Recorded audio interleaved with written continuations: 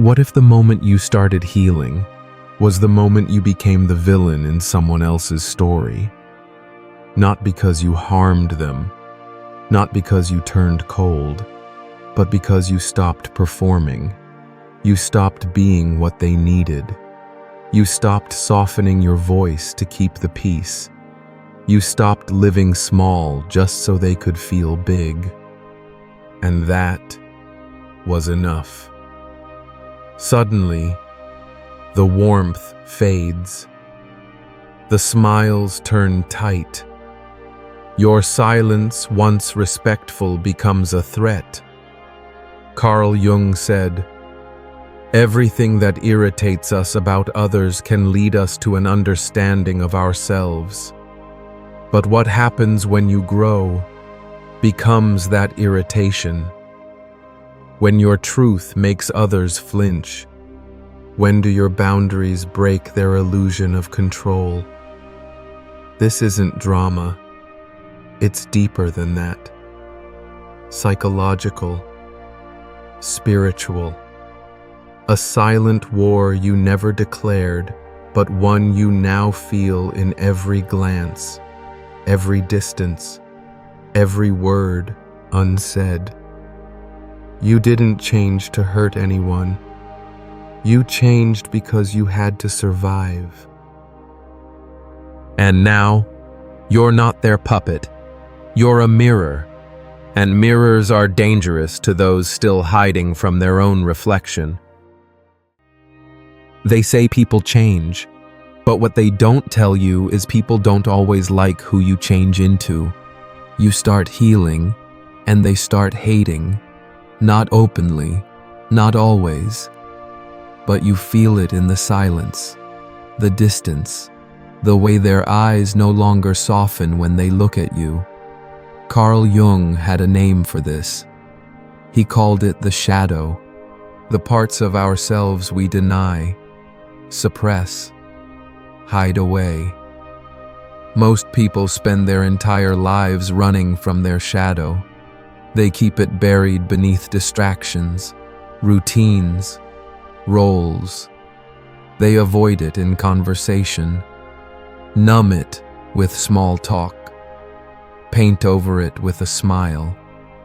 But when you begin to heal, when you stop running from your shadow, you become a mirror that makes theirs impossible to ignore.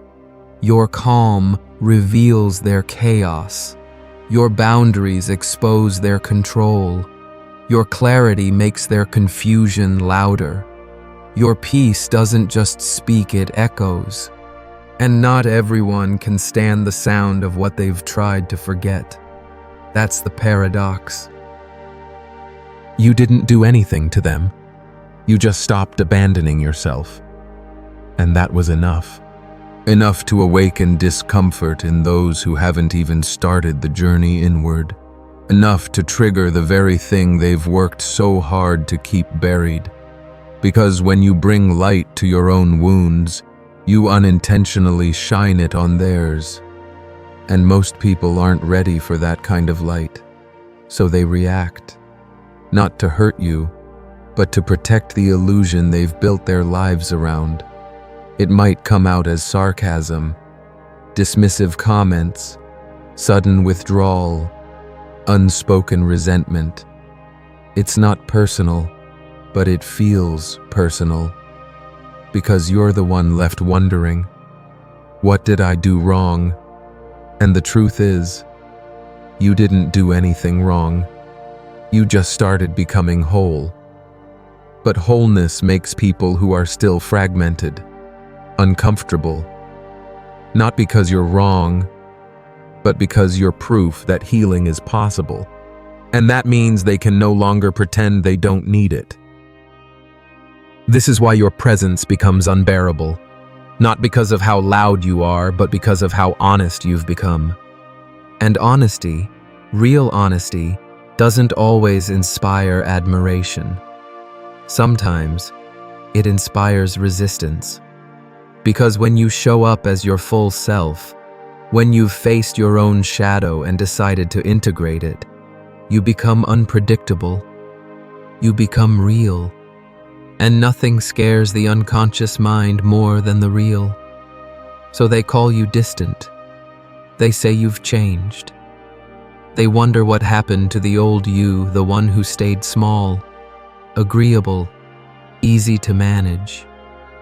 But here's what really happened. You stopped shrinking to make others feel secure. And for people who were only comfortable with the edited version of you, the full version becomes too much. But you didn't become too much. You simply stopped being less. So when people suddenly turn cold, when they lash out or pull away, remember this: they're not rejecting you. They're rejecting the reflection. The mirror you unknowingly became. The part of themselves they're not ready to face. And that's not your burden to carry.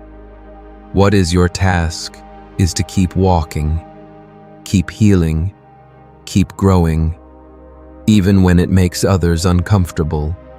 Because you're not here to be a mask for their comfort. You're here to be whole, even if it costs you their approval. And that journey is just beginning. There's a strange grief that comes with healing. Not the grief of losing others, but of realizing who they only allowed you to be. Because in every relationship, spoken or silent, a role gets written for you. The one who always listens, the one who never complains, the one who says yes, smiles, understands, even when it hurts. And over time, that role becomes your identity. You're not loved as a person. You're loved as a part, a character in someone else's script. And as long as you keep playing it, things feel fine, stable, predictable, familiar. But the day you stop, the day you grow, or speak, or finally choose yourself, something shifts. Not just inside of you, in them. Jung called this projection, the psychological mechanism where people assign their own fears, guilt, pain to someone else, to you. Because when you change, when you no longer fit their image of you, they panic, not because you've harmed them, but because you've stopped being the version of you that kept them comfortable. Now they don't see you anymore. They see their own wounds walking around in your skin, and that's unbearable. They say things like, "You're different now. You've changed. You're being selfish." And maybe you start to question yourself. Am I the problem? But take a breath. Look deeper. They're not seeing you. They're seeing the threat your growth represents. Because when you evolve, you expose what they've refused to confront. Your ability to break the pattern reminds them that they haven't. You stopped tolerating. You stopped explaining. You stopped making yourself small just to protect their comfort. And to them, that feels like betrayal. But how can it be betrayal when all you did was begin to tell the truth of who you are now, the truth that says, "I am not the role you cast me in. I am not your therapist, your buffer, your background character. I am a whole person, with needs, with limits, with edges." But for those who needed you to play a certain part, your wholeness becomes a crisis, because now they're forced to see the emptiness behind the role. They don't get angry because you hurt them. They get angry because you stopped helping them avoid themselves. That's the cost of stepping out of the script.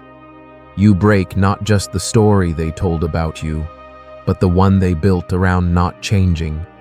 So they project. They say you're the selfish one, the ungrateful one, the cold one.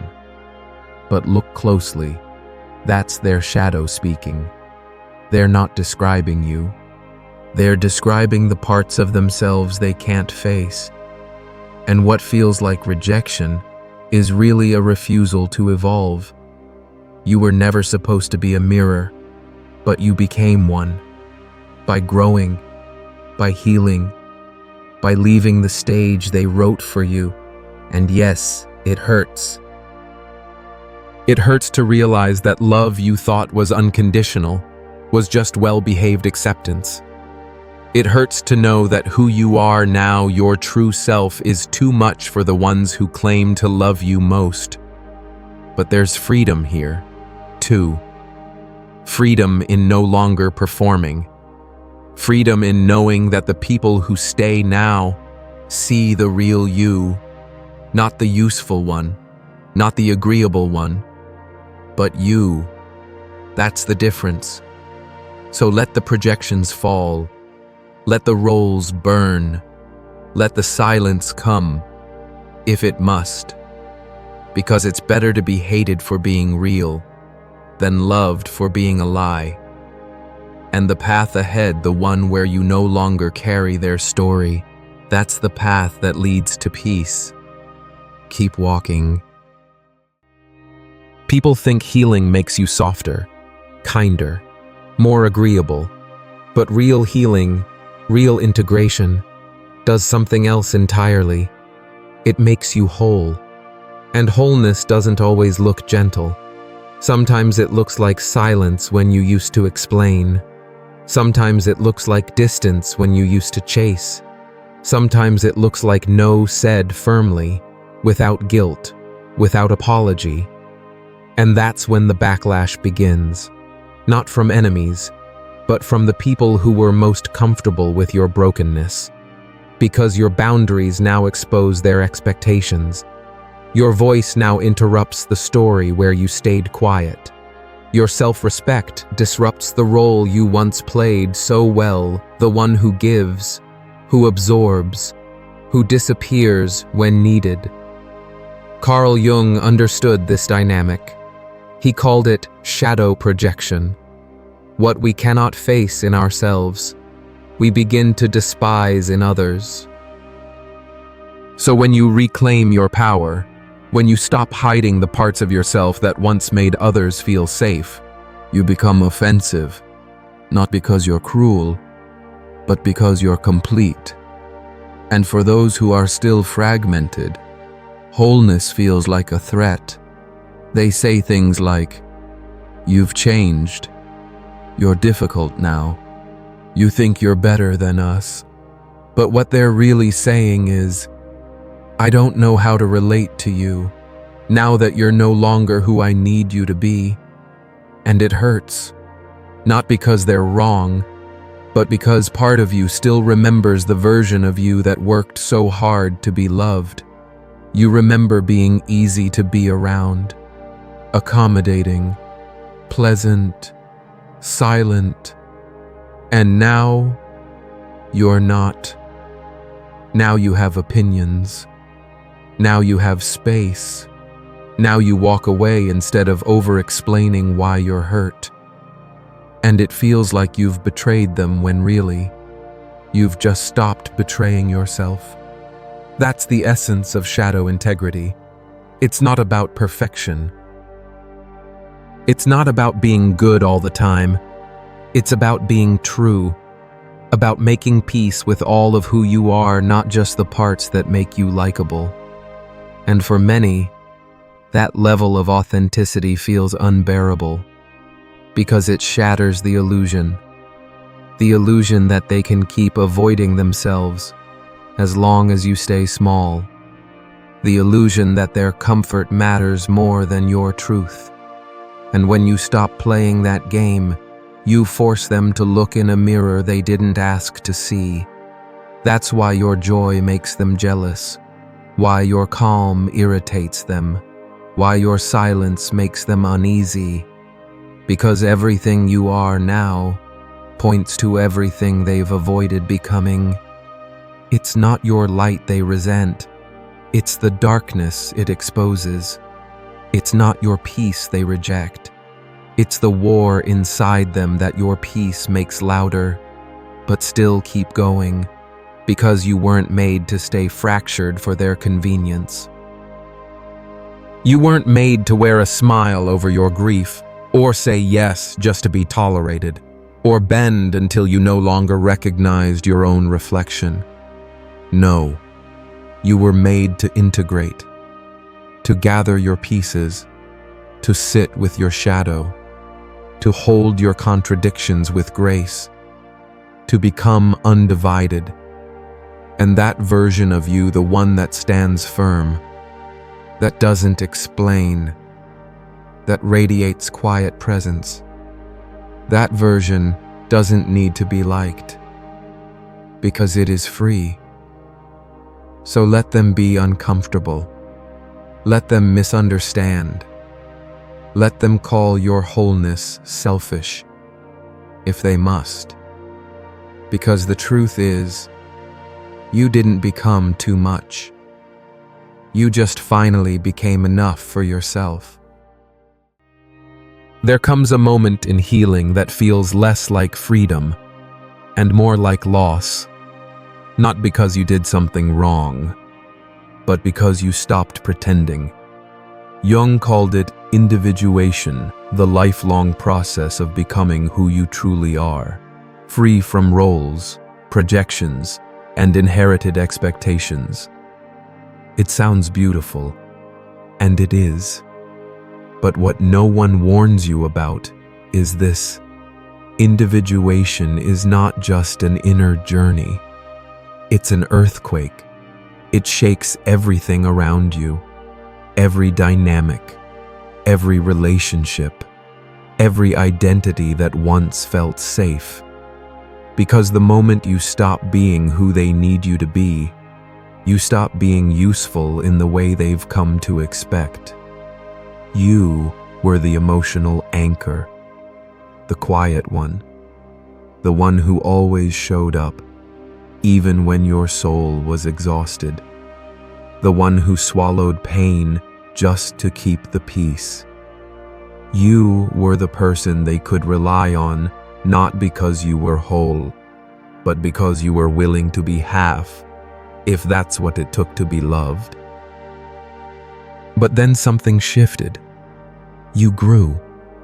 You started saying no. You started telling the truth. You started choosing yourself in moments where you used to disappear. And at first, you think this is good. I'm healing. I'm free. But then the silence comes. They stop calling.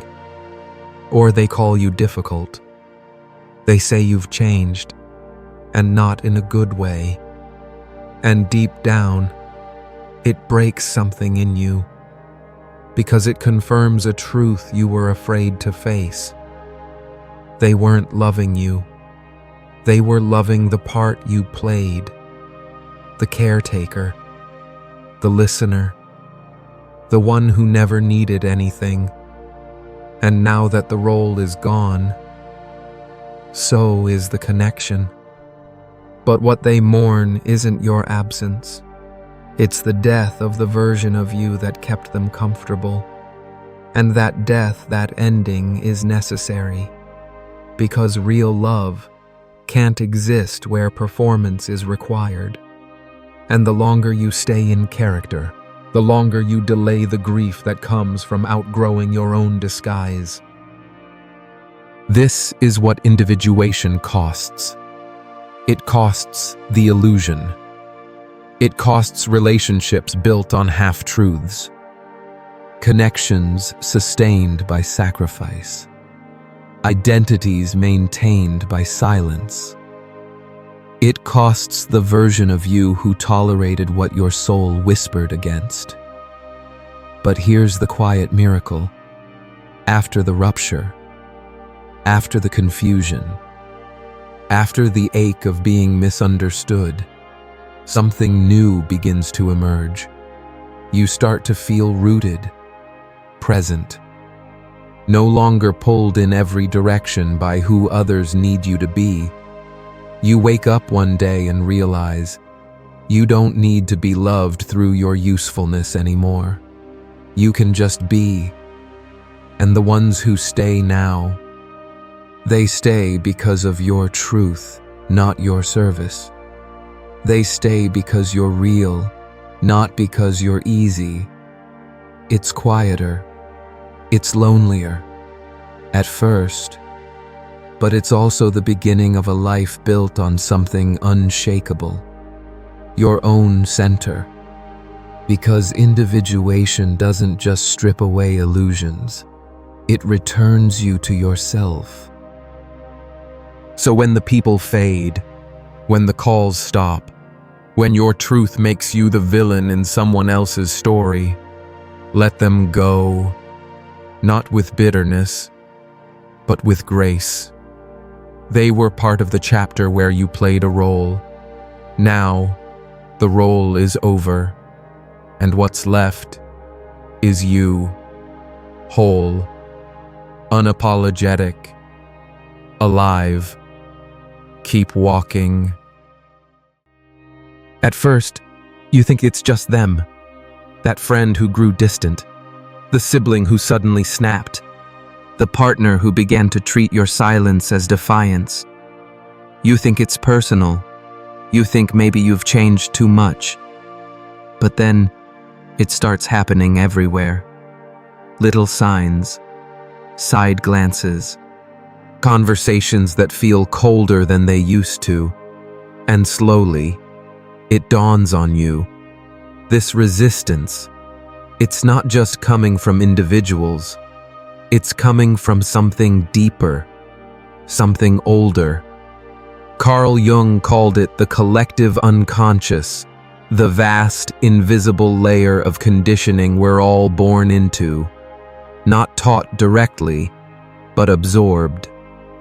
Beliefs pass down like air, like dust unnoticed, but everywhere. You don't have to be told to stay quiet. You just feel it in the weight of what's expected. Don't disrupt. Don't outgrow. Don't shine too brightly. Play your role. Keep the peace. Protect the pattern. That's the script, and you were following it for a while, smiling on cue. Swallowing your voice, absorbing dysfunction like it was your duty. And then one day, you stopped. You started to question, started to say no, started to heal. And when you did, you didn't just break a personal habit. You broke a generational agreement. You said, "This ends with me." The silence, the guilt, the pretending. You stopped enabling, stopped making excuses, stopped participating in systems that fed off your self-abandonment. And the reaction was immediate. Not just from one person, from everyone. Because when you wake up inside a sleeping world, you don't just disturb individuals, you disturb the entire system. Families, friend groups, communities. They start to notice that something's shifted, and they don't always have the words for it. But they feel it. They feel your detachment, your refusal to engage in the same loops, your absence from the emotional chaos they once pulled you into. And suddenly, you're labeled too distant, too serious, too cold. But what they're really saying is, you're no longer predictable. You're no longer someone who can be guilted, manipulated, or controlled. And that terrifies the collective, because the collective runs on sameness, on roles passed down like heirlooms, on pain recycled because nobody knew how to transmute it. You choosing peace isn't just personal healing, it's rebellion. You stepping out of dysfunction isn't just growth, it's revolution.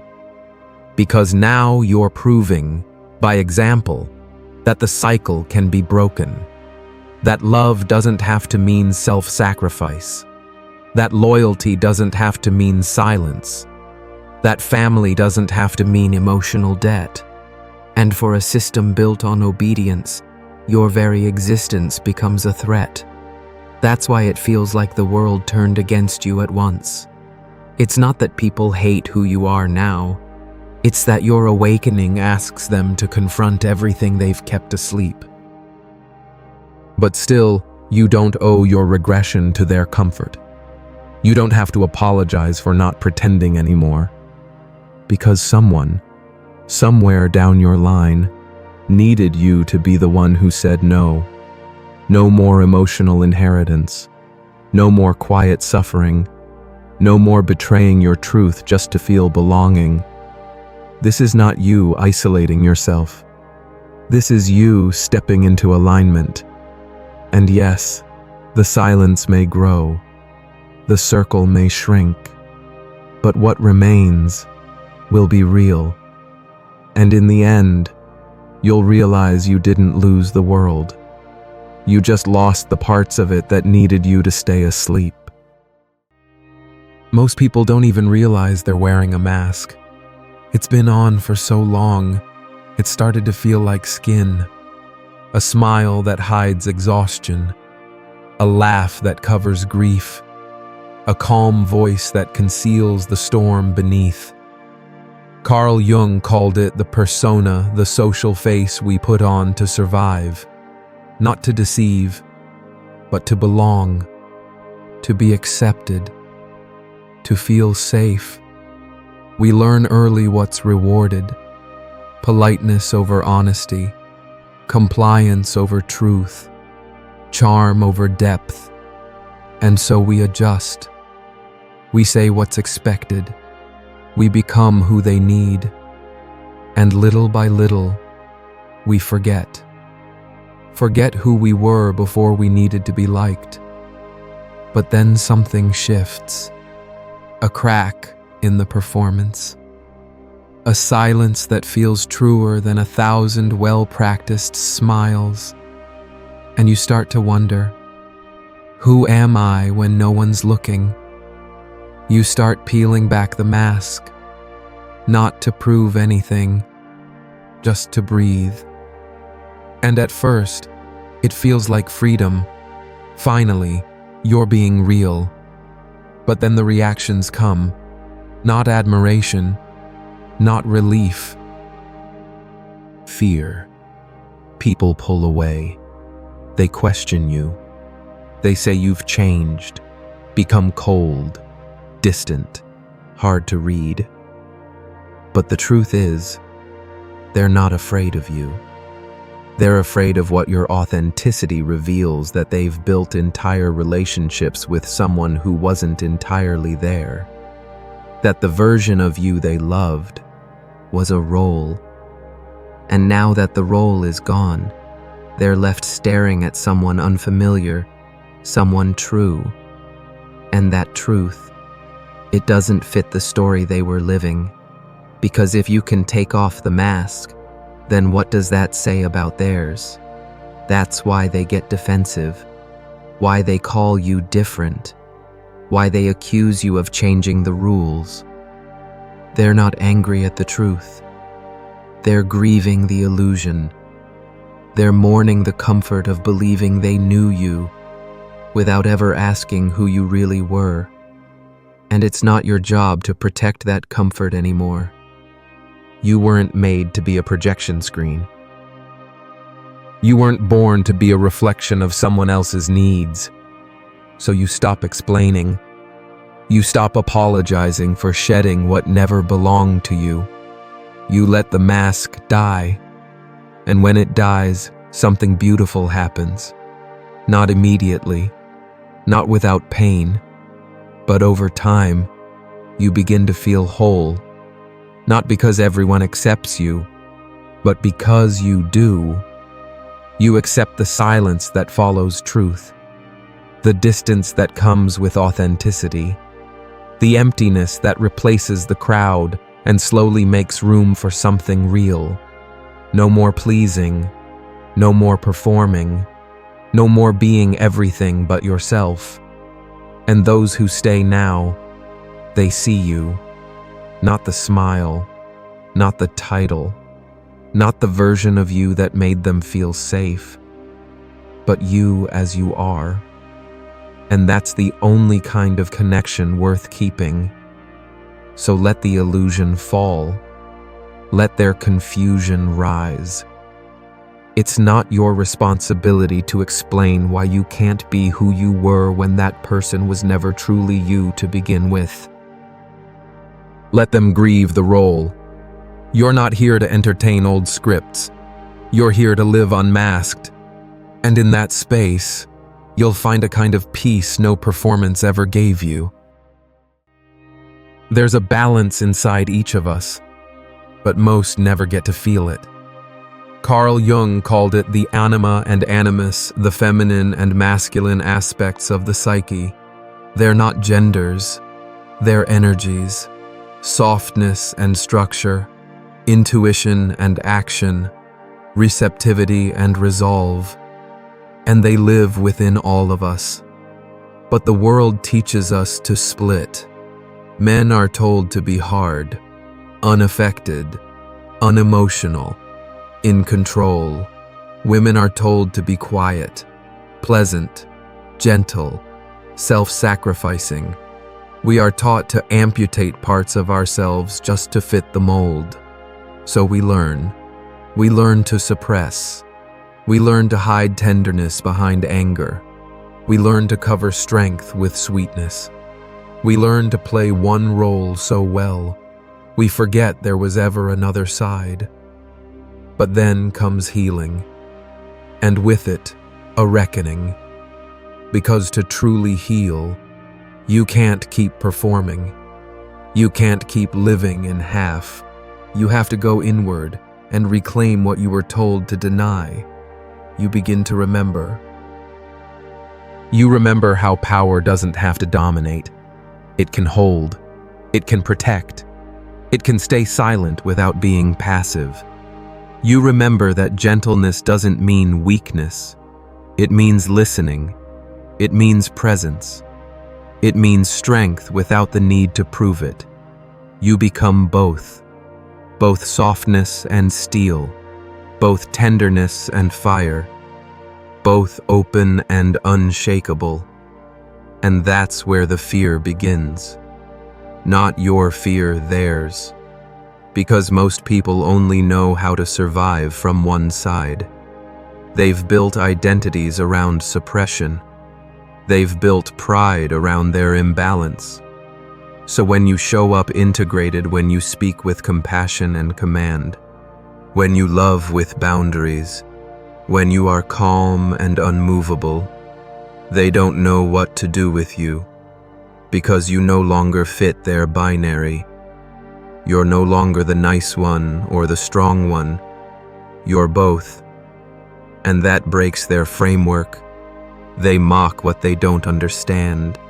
They call your balance confusing, fake, too much. They pull back. They judge. But deep down, they're not rejecting you. They're rejecting the version of themselves they'd have to face if they allowed both halves to live. You remind them of what they've lost, what they've buried, what they've labeled as weakness or danger just to make life feel manageable. Your wholeness makes them feel exposed. And for some, that exposure is unbearable. So they leave. Or they try to reduce you, again, push you back into the old version that made sense to them. But once you've tasted integration, you can't go back. You can't pretend that silence is strength. You can't pretend that pleasing is love. You can't live with one half while the other half dies inside you. You've returned to yourself. And in doing so, you've become strange to the world. but you're no longer a stranger to your own soul. So let them misunderstand. Let them mislabel your depth as contradiction. Let them call your tenderness weakness. Let them call your strength control. You don't owe them simplicity. You only owe yourself the truth. And the truth is, you are no longer divided. You're no longer here to play a part. You are both light and anchor, stillness and storm, warmth and wildfire. That kind of presence cannot be managed. It cannot be manipulated. It cannot be ignored. It can only be met by those ready to integrate their own halves. Until then, let them walk. You've already come too far to be half of anything again. Most people think evolution means choosing sides. Be this, or be that. Be soft, or be strong. Be logical, or be emotional. Be loud, or be silent. But Jung offered another path, a rarer path. He called it the transcendent function, the moment when opposing forces inside you no longer fight each other, but begin to exist together, in harmony, in rhythm, without needing to cancel each other out. And it changes everything, because suddenly, you're no longer either or. You're both and. You're kind, but unshakable. You're clear, but compassionate. You're quiet, but not afraid to speak. You're strong, but not hardened by it. And people don't know what to do with that, because you no longer fit inside their boxes. You don't play by the rules of emotional conditioning. You don't react the way they expect. You don't seek their approval like you used to. You're not trying to prove anything anymore. You're just being fully, presently, powerfully. And that's unsettling to those who still live split. They look for labels to understand you, but you keep slipping out of them.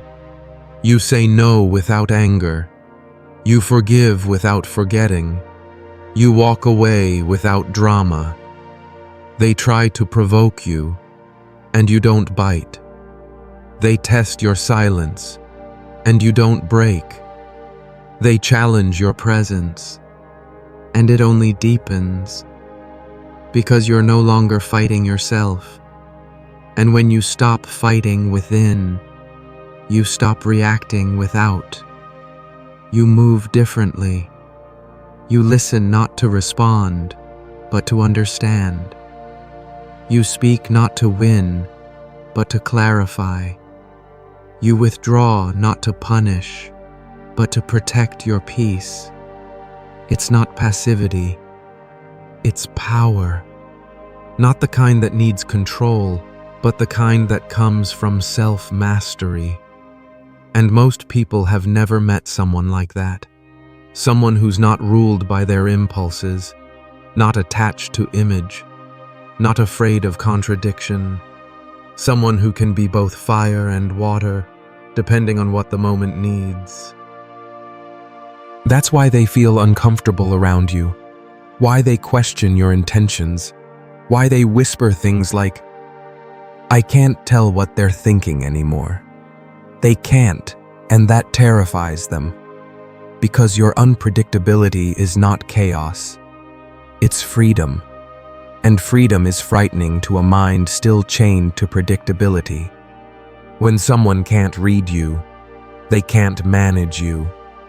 And when they can't manage you, they can't control the story in which they kept themselves safe. You no longer play your old role.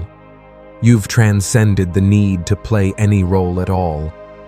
And in doing so, you've become an anomaly, a quiet disruption, a mirror that doesn't reflect back their expectations. but their limitations. They might call you confusing, detached, too different.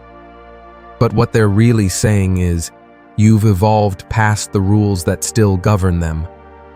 And that feels dangerous, because it means the game they've played their whole life might not be real. It means that power isn't noise, that love isn't control, that peace isn't submission. It means that maybe they could change too, but they'd have to let go of who they think they are. And not everyone is ready for that.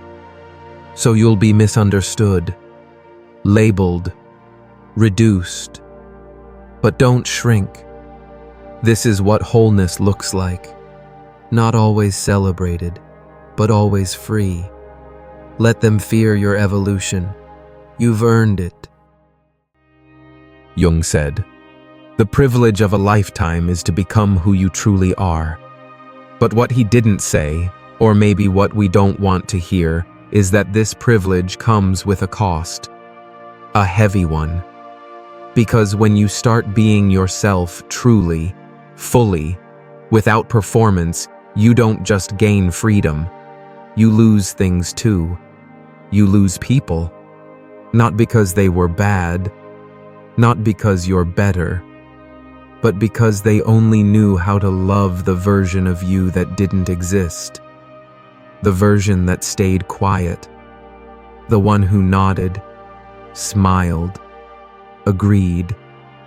The one who swallowed pain just to keep the room calm. The one who put others first. Always, even when it killed something inside. That version made people feel safe, because it didn't challenge their story. It didn't question the dynamic. It didn't force them to grow. But then you woke up, and the moment you did, everything changed. You started setting boundaries. You started choosing yourself. You started saying no, not with cruelty, but with clarity. And the reaction was swift. People withdrew. Some turned bitter.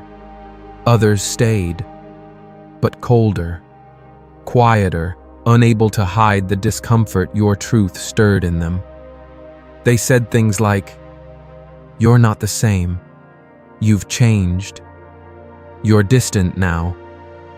But what they really meant was, "You're no longer who I need you to be, so I don't know how to love you anymore."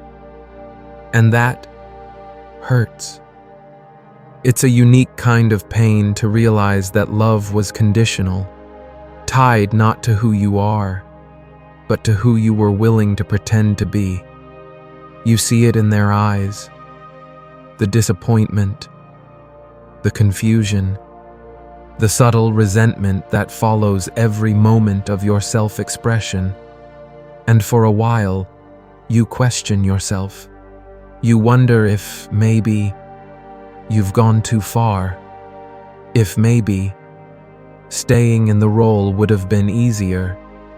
But then a deeper voice inside speaks, a voice that's been waiting, and it says, "No, you're not wrong.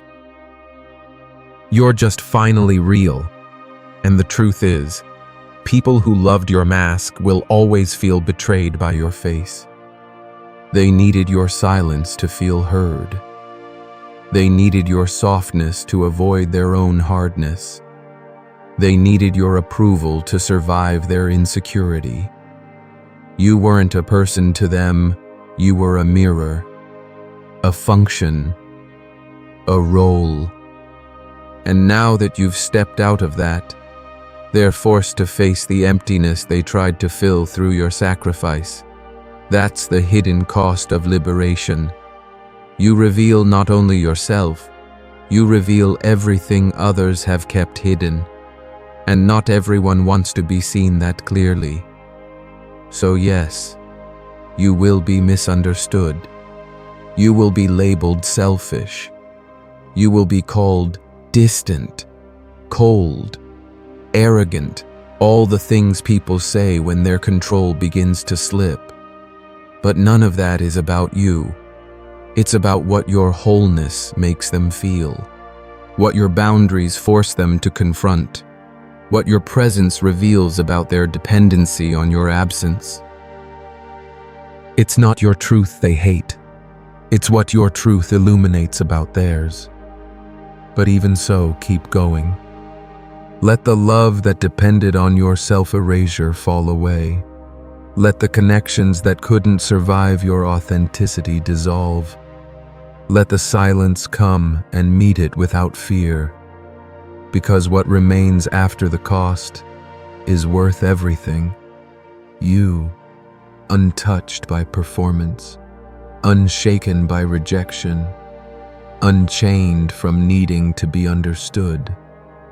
Just you, and that is the beginning of a different kind of life.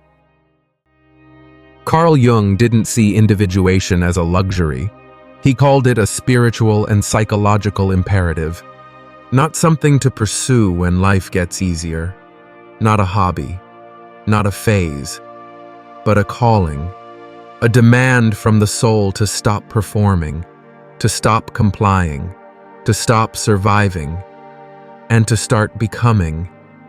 And that process, that unraveling, that returning, it's not gentle, it's not glamorous. It doesn't come with applause. It comes with loss, with distance, with misunderstanding so sharp it cuts. But what most don't realize is that pain you're feeling, that resistance, that coldness you're receiving from the world, it's not proof you've lost your way. It's confirmation that you're finally on it. Because the more you become yourself, the more you'll threaten what's false in others. You'll stop laughing at things that once kept you small. You'll stop nodding just to avoid tension. You'll stop rescuing people from truths they've been avoiding their whole lives. And they won't know what to do with you anymore. Because you're no longer the reflection they depended on. You're no longer the emotional sponge. You're no longer the character they cast in their story. You've stepped out of the scene entirely and chosen to live unscripted.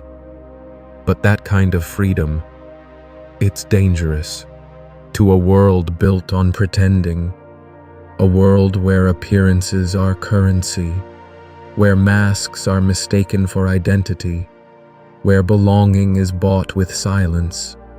Your truth, raw, honest, embodied, disrupts that world.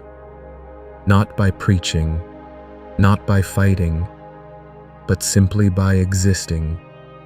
And so, the backlash comes, not always loudly, sometimes quietly in absence, in avoidance, in thin smiles that used to feel warm. You'll feel the shift. And if you're not ready, you'll question yourself. You'll wonder if maybe shrinking back would bring the warmth again, but let me tell you it won't. Because the moment you taste truth, you can never go back to pretending it's not there. This is the cost of individuation. You lose the crowd. You lose the script. You lose the comfort of belonging to what no longer fits. But what you gain is yourself, your own rhythm, your own voice, your own center so solid it doesn't shake when the world withdraws. And that's what Jung meant. That's why it's an imperative. Because without it, you're not really living. You're reacting, performing, hoping someone will love a version of you that never fully existed. But when you choose individuation, you stop waiting for that love. You start giving it to yourself unconditionally. You start walking alone not out of pride, but because your spirit is done with compromise.